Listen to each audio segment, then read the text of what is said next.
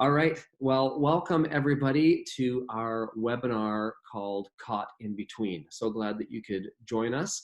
And we are going to be discussing this evening the world of the preteen. And I'm presuming that you in your family have a preteen, or maybe you're an aunt or an uncle of a preteen, or maybe a grandparent of a preteen.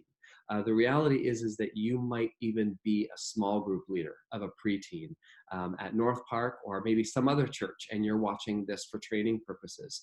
I think the whole purpose of tonight is really to be able to begin a discussion and look at some of the unique realities of the phase of life that a preteen is in. And so just as we begin, I want to give a couple of disclaimers. First of all, I'll do a claimer though. And my claimer is that as a parent, I have a child who is a preteen. So our oldest son, Gabriel, is 10. He's going to be turning 11 in just about 1 month's time. And so he is right in this preteen age category. So I am invested in this as a parent. I'm presuming that probably you are as well. But this is a really incredible age and stage of development in a kid's faith, but also in their life in general. So hopefully you find this information useful as we go through it tonight. But as I said, a couple disclaimers. First of all, I just want to let you know that I'm not the expert here. Most of the information that I got for this webinar tonight comes from my reading of a book called, of course, Caught in Between by Dan Scott. It's the first 3 chapters of his book that really talk a lot about the developmental stages of a preteen, what's going on in their lives, and how we as parents or as churches can engage our preteens more before maybe they start to check out or have the potential to check out in those later years of life. So that's my first disclaimer, is that a lot of this information comes directly from Dan Scott.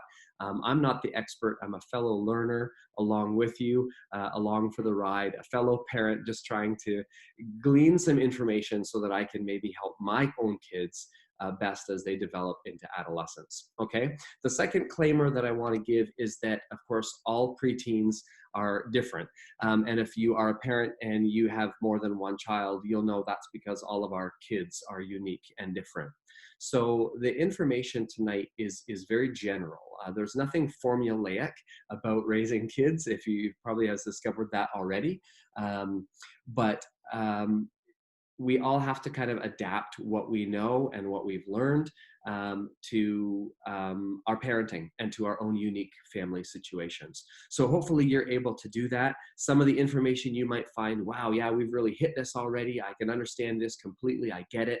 Other things you might say, well, we're not there yet, or that wasn't my reality, or that's not our experience. And that's okay. So this is just some generalized information, but as I said, I hope you find it helpful in your parenting as you look to engage your kid in life and in faith in a deeper way. Okay, so let's just dive right in, and let's define, of course, what a preteen is, because I've alluded to it, but I haven't really quite defined it yet. A preteen really is a young person between the ages of 10 and 12 years old. Sometimes developmentally, you can go a year on either side of that. So it could be 9 to 13. But typically the sweet spot, the preteen years, are the 10-year-old to 12-year-old years. And that's, if you're looking for grades, that's basically our 4th and our 5th graders. Okay, so that's who we're talking about. And the reality is that why the Dan Scott in his book talks about them being in between is because these preteen years, they have one foot still in childhood, right? But they're not still those little kids anymore, right? They're not the kids from up to grade 3. They're starting to enter into these later, almost adolescent years, and so, but they don't quite have a foot in the adolescent world yet, right? They don't have, they're not junior hires yet. They're kind of in this in between phase. So when we talk about a preteen, this is exactly who we're talking about, is the 10 to 12-year-olds, or the grade 4s and 5s. And there's really so much going on in these years of development. And I just want to touch on a few tonight. I'm going to try to keep this just a half an hour. I want to respect our time with that. So I'm going to go through some things pretty quickly. and again, hopefully you just find those helpful. One thing I'm not going to cover really is the physical changes that are going on during these years. Of course, there's a lot of things that start to change physically in these years. Our kids are always growing up, but preteens typically have not yet hit the years of puberty, right? We're not talking about full-on puberty changes in our children yet, although you could see their bodies and their minds are starting to definitely gear up for this stage of development that is to come into adolescence. But we're not quite there yet. Typically, we're on the verge. Of course, puberty can come early for some young boys and young girls. Usually with girls, it can come earlier. But as I said, everyone is different. But generally speaking, we're not quite yet into the puberty years, but we're just about there is what we're speaking about. So I'm not going to talk about a lot of the physical things that are going on. That's probably a whole other webinar for a whole other night. But tonight, I just want to key in on three main areas. I want to talk about mentally, how our preteens are developing mentally, but also how they're developing and being shaped culturally, and then also relationally. So those are the three areas that I want to camp out on as we talk through this webinar. So first of all, let's talk about mentally. Mentally, your preteen is beginning to change the way that they think, okay? So they're beginning to process the world around them in a different way, is maybe a way to think of it. When they were in a more childhood or elementary stage, it's a very concrete way of thinking, right? Things are kind of put in boxes, things are very factual, things are very literal. So you tell them something, and for the most part, it is what it is. It's taken at face value, and it's kind of put in this little box, and it doesn't affect many other boxes. It's pretty concrete and solid thinking. But then, of course, for junior hires, or when you get into those older years, the true teen years, you begin to think more abstractly. You take some of the concepts that you've learned previously and what you're learning now, and you're making connections between the two, and you're realizing that not everything stays in its neat little box. And so there becomes a lot of confusion during this stage. There comes a lot of questions, and there's a lot of things that's going on in the mind of your preteen. And the reality is that they are just beginning this process of starting to think differently, to move from a more concrete way of thinking and understanding things to a more abstract way of thinking or understanding things. One of the key things that I think helps us understand this is this simple little box diagram here. Okay, it's like a math equation, right? I was never good at maths, but you know, you look at this, and for a younger child in their earlier years with concrete thinking, each one of these four lines represents four separate, unique equations. And they will be dealt with uniquely and individually, and not real a connection between them. But in adolescence or later on, for you or I, or for a junior hire even, they're going to be able to start looking at this, and they'll see that there's a connection between these four questions, and they'll very quickly be able to see that X is 4, that there's a relationship between these four unique questions. So our preteens are really taking, they still have one foot in this concrete way of thinking, but they're beginning to make these connections of how things, even though they may look different or sound different, there's similarities and there's differences, and they're kind of bringing them all together and meshing them together. So really, it's not that your preteen, it's not so much what they're thinking, but it's how they're thinking about the world and the world around them that is changing. And I find this quite interesting. Of course, then for us as parents, it can sometimes lead us to a little bit of confusion with how our preteens are thinking, because one minute they can think very concretely, and another minute they can think very abstractly, and so they're caught in between these ways of thinking and developing these different ways of thinking. So if you remember the show, Are You Smarter Than a Fifth Grader, right? This show was developed very much with this whole kind of concept in mind, that they took these really smart fifth grade students, because they had this incredible ability. Grade 5 students have this incredible ability to take the best of all the literal thinking of childhood, but also the best of this new way of abstract thinking and be able to kind of mesh them together. So here you see Jimmy Fallon and Pitbull having a competition with some grade fives. And, so that is a legit question. Are you smarter than a fifth grader? I've talked to some educators, and Dan Scott in his book says that actually a lot of teachers, maybe not all, but a lot of teachers will talk about the fourth and fifth grade years as being the golden age of learning for kids.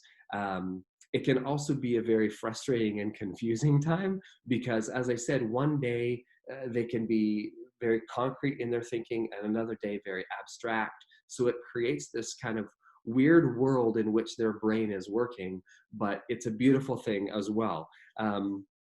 As I said, for parents, it can create us to cause just as much frustration sometimes. In that 1 minute, you have your sweet, beautiful little baby boy, baby girl in their childhood.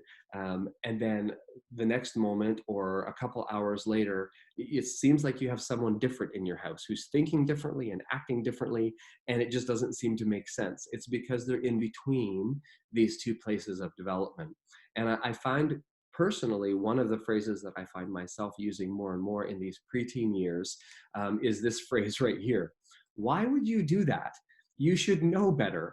Okay, of course, we probably use this with all our kids, but I think in the preteen years, we start to use this phrase even a whole lot more because sometimes we can't always understand what or really why or how our preteen is thinking in this particular way.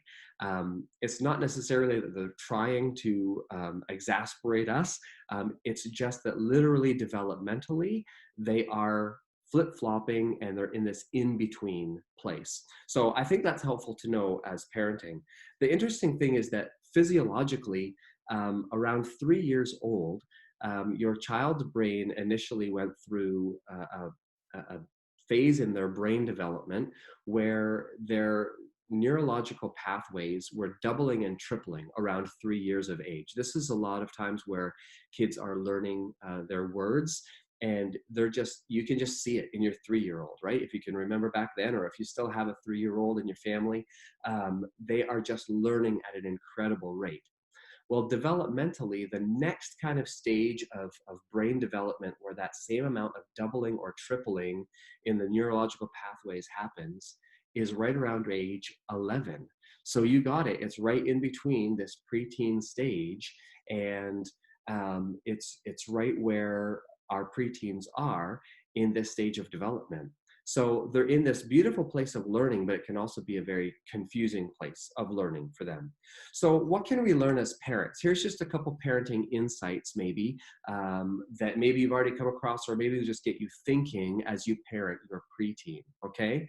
And the first is this: don't rush through their childhood, okay? As I said, they're kind of moving out of their childhood into adolescence. And sometimes as parents, we can almost kind of rush them through this phase. But we can't do that. We've got to allow this phase to unravel as they go through it and help guide them through it. Don't rush them through a childhood into adolescence. The world is doing that fast enough. Let's not rush our kids through this. But the second piece of parenting advice, at least when you're thinking on how your child is thinking, is don't overshare. Okay, preteens can have a lot of really deep, insightful questions. And I know sometimes as a parent, I can very easily overshare with all of my kids, but sometimes, especially my preteen, I think, wow, that is a really deep question. And then I go into the next half an hour of talking about economics or theology or sexuality with my child. And sometimes I can overshare. And while our intentions are good with oversharing, I think sometimes what we can do is we can cut off a conversation, because I think this is true at this stage, is that preteens don't want a download of information. They want a conversation about the world around them. Because remember, it's not just about what they're thinking, but it's about how they're thinking. And they want to just have a conversation with the questions that they're asking. And sometimes I know as a parent, I've just dumped on them a whole bunch of information that they're not ready to process and truly understand yet.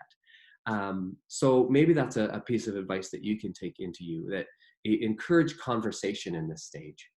I think for a spiritual insight, I would encourage you with your preteen, they're starting to be able to take not just the stories of the Bible, but understand on a deeper level, beginning to understand on a deeper level, how those stories teach us deeper truths about ourselves, about others, about who God is, about the world around us.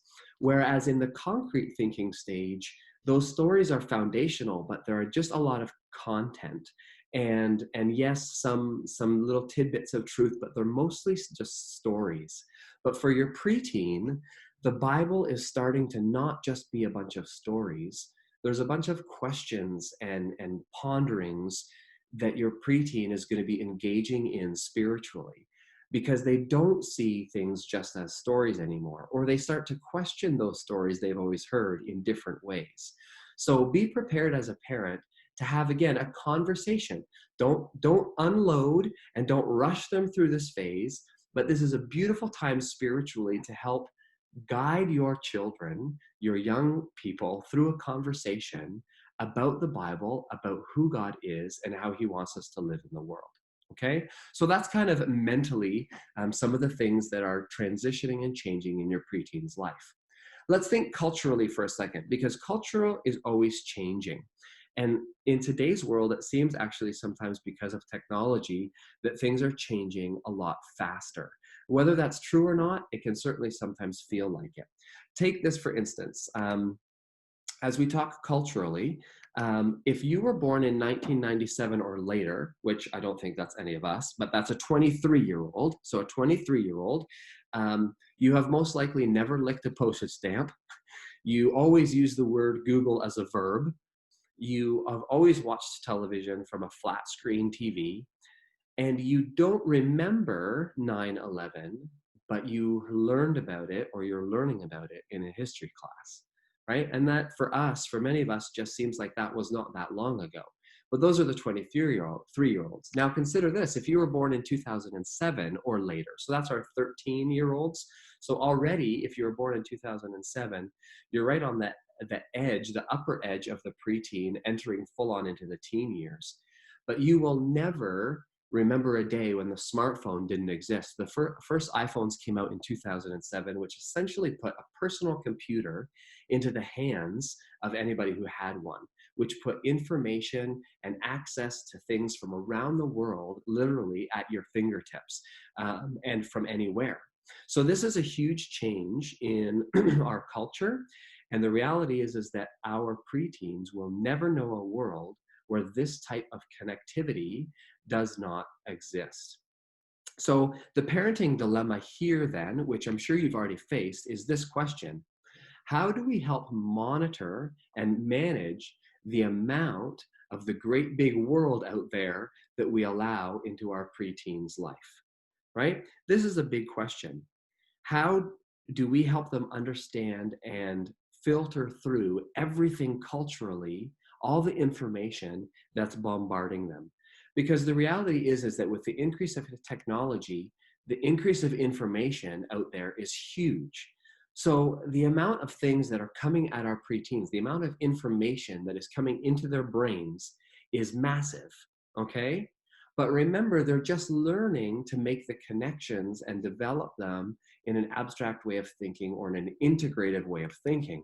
So it's like they're downloading all this information, but maybe on dial-up or something, right? There's all this information and they're trying to process it and they're downloading it, but it's going to take them some time, right? Through these preteen years. So we as parents need to learn how we can best help our preteens navigate and manage the amount of information that's coming at them on a constant basis, and how much influence from the culture around us is coming at us, okay? So this is a very real challenge for us, but one that I think that we as parents really need to be aware of and wrestle through. And hopefully we find our own ways of doing that. I think here, a spiritual insight that I would suggest is for you to find a way to leverage technology in the faith development of your child. And there's lots of different ways to do that. I know as a church, we've partnered with Right Now Media. So I don't know if you have a Right Now Media account, but Right Now Media has a bunch of Bible studies, has a bunch of parenting studies, a bunch of things on technology. It's just a great resource for you to do some learning as a parent, but also learning for your preteen. But one other thing that I would suggest, if you haven't heard about it before, is something called the Parent Q app. It's free to download on your Apple or Android device. And it is directly linked to the curriculum that we use at North Park. So I have it on my phone, and what you can do is you can actually put in a profile for each one of your children, and you put in their ages, and then it has a number of different information pieces that it will give you about what your child, what your preteen has been learning about on a Sunday morning. So if they studied a particular story with a particular applicational lesson on Sunday morning, you'll be able to see the actual teaching video that they watched, or if they didn't watch the video, maybe it was taught live to them, but you'll know the story that they talked about and some of the applicational truths that they talked about. You'll know the monthly memory verse. It's a tremendous, tremendous resource. I know there's also in the Parent Q app an article section that has a bunch of different articles written for different things that you might be experiencing as a family. So it's a great, great resource for you as a parent to leverage, but also something that you can do with your preteen, right? They want to be on the phone, they want to be on the computer. Find ways to leverage technology to partner with faith development. I think we would really be doing our preteens a great job if we could help them learn to partner all this cultural change and this technological reality into their faith, right? Where we don't have to keep them separate, but we can teach them correct boundaries and how to use technology appropriately, and how we can teach them to filter all that information, maybe through some resources like the Parent Q app, to be able to give them some more bite-sized chunks of what they can take developmentally so they can grow in faith. Okay, so here we go. We're already on to our third one. Let's talk about relationally, how the world of a preteen is changing in these years. And the reality is that your preteen, probably you've noticed, is beginning to focus more on a few key relationships in their life, especially at school, maybe rather than the entire classroom. Okay, so they're realizing that there is a relational world out there and that relationships matter, but not all relationships matter equally. You know, when kids are younger, they just will meet on the playground. They don't need to know anybody's name. They'll just walk up to anybody and just say, let's play, right? But as our kids get older, they start to realize that the world is made up of relationships, and relationships aren't always as concrete as we made them to be, but there's different influences. There's things we like about other people. There's things we don't like about other people. And they're beginning to assimilate this into their own personal identity, but their own personal relationships with others. So you might find a little bit of a narrowing in these preteen years, where your preteen wants to focus on a few relationships rather than a lot. I know we found this with our oldest, Gabriel. His birthday, as I said, comes up in about a month. And he's wanting to choose now to have birthday parties where he wants maybe one or two of his friends to come over for a movie or games night and a sleepover, rather than to have, you know, rent out the gym and have 30 kids over or whatever it is. He's wanting to key in on just a few more significant relationships. Okay, one of the examples that Dan Scott gives in his book, which I think is a really good one, is at school when students give out Valentines on Valentine's Day.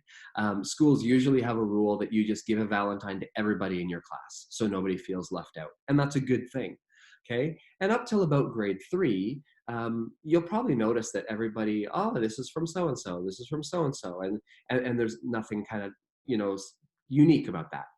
But starting maybe about grade 4, your preteen is starting to realize if someone was given a choice, they know who would give them a Valentine if they had a choice and who wouldn't. And they would know that about themselves too. They're starting to realize again that not all relationships are exactly equal. And there are some things about other people that they're not connecting well with.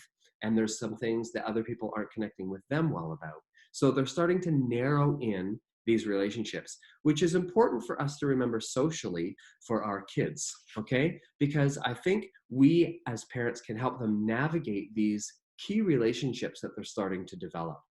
With this changing landscape, there are three main questions that a preteen is often asking. And these questions are these. One is, do I have friends? And more importantly than that is, who are they? And how do I know that they really are my friend? Okay. Secondly, who likes me? Okay. But deeper than that, they're asking, am I a likable person? How do I be a likable person? Or who do others want me to be so that I can be liked by them? These are the kinds of questions they're asking. And then lastly, they're asking questions about themselves socially. Who am I? Where do I fit in? What do I like? What don't I like? What makes me unique and special? Or what will make me fit in with the people that I want to fit in with?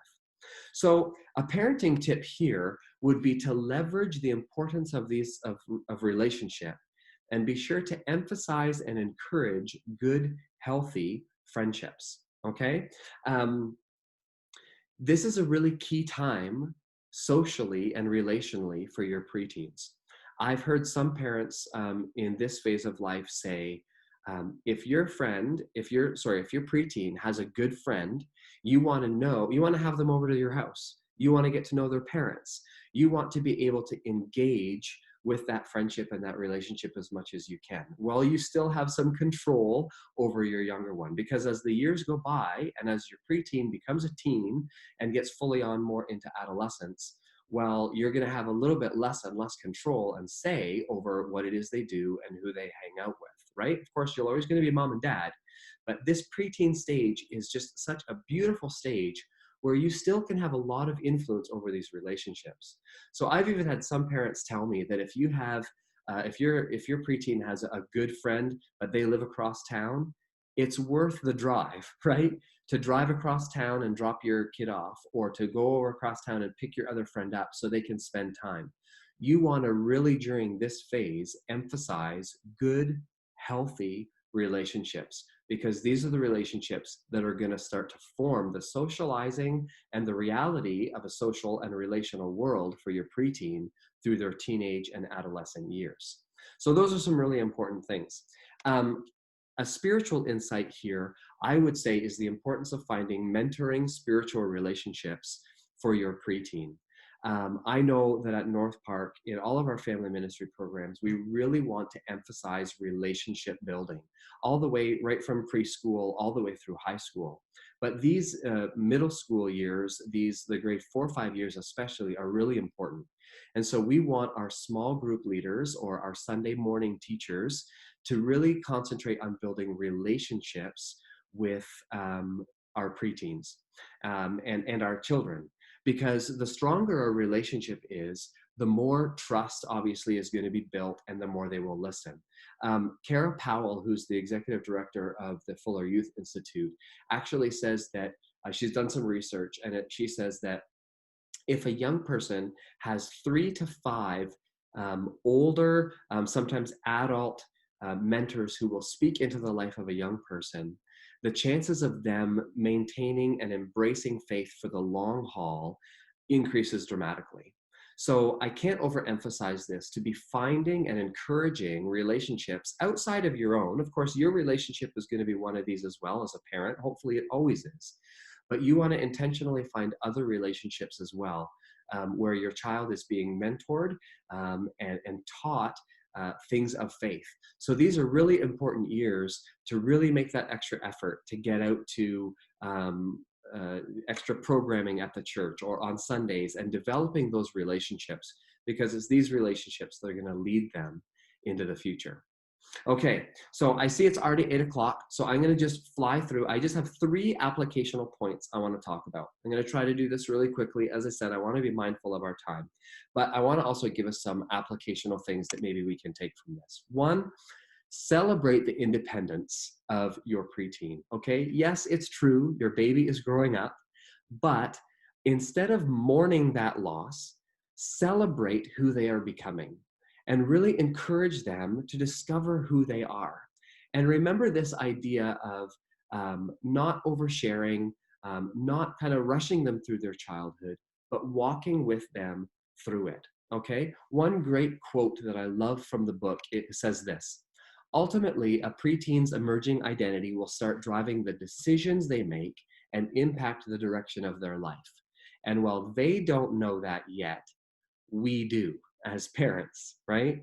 So this is such an important stage for us to invest more intentionally in our preteen, okay? And to really celebrate who they are becoming, but also to know that we still have the influence and impact that we can have on their lives in this phase. It really is a beautiful few years where we can really step into their lives in this incredibly powerful way.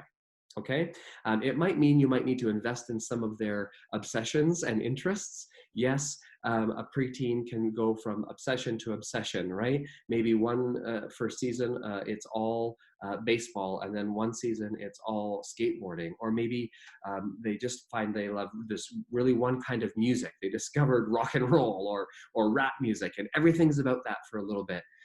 But then it might change just as quickly. We might not agree with all of the things that our preteen is wanting to explore or discover, but remember, a preteen at this stage in their life, it's like trying on clothes. They're trying to figure out who they are. They're trying to see if this fits. Hey, is this who I am? Is this what I like? Is this who I want to be? And the truth is, as a parent, I think we would all agree that in these years, these are the years for us to be able to explore these things together and experiment to what you like and what you don't like, where we still have some control, rather than waiting for later on in the teenage years where they're just going to do it more independently, right? So don't get too caught up with, oh, I don't know if I like this. It could just be a phase. It might be a shirt that they don't like. They're not going to wear it forever. They're just exploring, is this who I am? Is this who I want to become? And we can come alongside them and do that. Okay. Secondly, an applicational thing, encourage critical thinking. Okay. As I said, a preteen can ask a lot of questions, and sometimes it can feel as if they're asking a lot of questions about you and why you're doing things the way that you're doing them as a parent. Sometimes they are questioning you. They are testing you. Remember, they've still got one foot in childhood, but they're also just kind of exploring new ways of thinking and new ways of understanding. They're not always questioning you. They sometimes just want to know more. So 3 quick things here. I'm not going to take time to go through all these, but take time and listen, okay? James 1:9, I think, is a Bible verse that was written specifically for preteen parents. It says, be quick to listen, slow to speak, and slow to become angry. If that's not a perfect verse for you as a parent to a preteen, then I don't know what is. But take that to heart. Take time to listen to your preteen and talk with them about what they're experiencing. Okay, sometimes maybe even ask more questions as they ask questions. And this leads to being honest. Okay, your preteen is starting to realize you don't know everything and you don't have all the answers as a parent anyway. And the more you try to, fudge your way through it and make things up as you go along, it's gonna erode some of the trust, and questions are gonna stop coming, and conversations are gonna stop being had, and they're gonna seek out more independently those answers. So you might as well just be honest. Have a conversation with your child. Not everything has to be black and white in our world, because not everything is black and white. Talk through things, and as I said, sometimes ask more questions than what they ask, right? Well, why are you asking that? Where did you first hear about this? What do you think about that? What do you think other people think about that? Be honest and be open in conversation. Lastly, remember, it's a process, right? It's kind of like the same thing of don't get too worried if there's a particular obsession that's happening right now that you don't like. Of course, if it's unhealthy, you stop it. But don't get caught up in the right here, right now. Because with preteens, things change really quickly, or they can change really quickly. So understand it's a process of discovery. Be patient, and most importantly, be willing to just go through the process with them as a parent, okay? Lastly, build empathy. Feelings are a big deal, okay? And relationally, remember, they're starting to build more intentional, deeper, connected relationships. And the reality is that a preteen can really, it can be a confusing time relationally, right? Where they're starting to find out who they are. All their other friends are trying to find out who they are. And it can be a confusing time. But if we can help them understand not only how they're feeling, but empathy is the ability to help understand how someone else is feeling. So for example, when your kids were little, it's easy for them to understand that what you said or what someone said to you or what someone did to you hurt your feelings. It was your feelings that were hurt.